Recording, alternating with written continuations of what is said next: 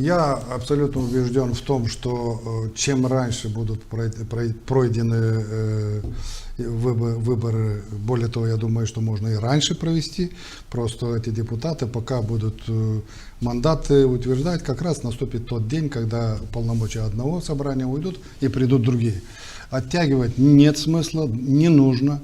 Почему? Потому что действующее народное собрание сегодня не исполняет ту функцию, которую должна была выполнять, потому что она сегодня в порыве, в драках, которые постоянно участвуют, она не определилась вообще целями, которые они должны преследовать, и механизм выполнения своих задач, которые приведут к исполнению целей.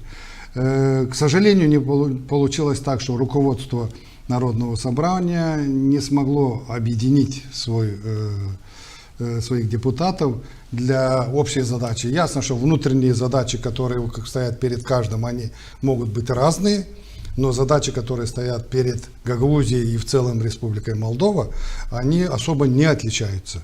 Это совершенствовать систему управления, которая должна привести к правильному экономическому развитию Гагаузии и в целом молдавского государства.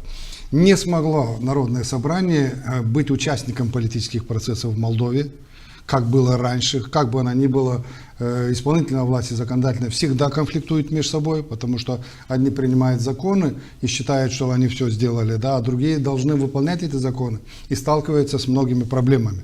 И в процессе этого они всегда конфликтуют, но всегда конфликт должен привести к развязке, к решению какой-то задачи. К сожалению, это Народное собрание не смогло решить ни одного планового пункта, которые, я вижу, должны были быть сделаны.